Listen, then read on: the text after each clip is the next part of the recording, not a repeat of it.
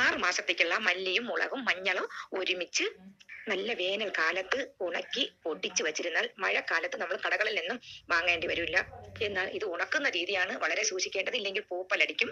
ഞാൻ ചെയ്യുന്നത് ഒരു കാർട്ടൂണിൽ അതിൽ എഴുതി വെച്ചിട്ടുണ്ട് മല്ലിയും മുളകും ഉണക്കുന്ന വലയും ഷോളുമാണെന്ന്. ഇത് വേനൽക്കാലത്ത് ആദ്യം ഷോൾ വിരിച്ചതിന് ശേഷം അതിന് മീതെ വല വിരിക്കും. വല വിരിച്ചതിന് ശേഷം ഈ മല്ലിയും മുളകും ഒക്കെ നന്നായിട്ട് പരത്തിയിടും.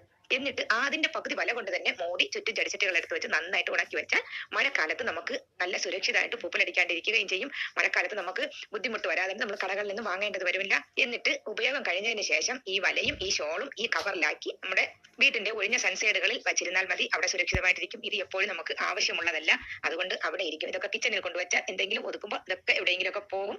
പിന്നെ മല്ലി മുളകും ഉണക്കുന്ന സമയത്ത് നമ്മൾ വളരെ ബുദ്ധിമുട്ടും. മല്ലി മുളകും ഉണക്കാൻ പാത്രത്തിന്റെയോ മുറത്തിന്റെയോ ഒന്നും ആവശ്യമില്ല. ഇതുപോലെ ഷോൾ വിരിച്ചതിന് ശേഷം വല വിരിച്ച് അതിൽ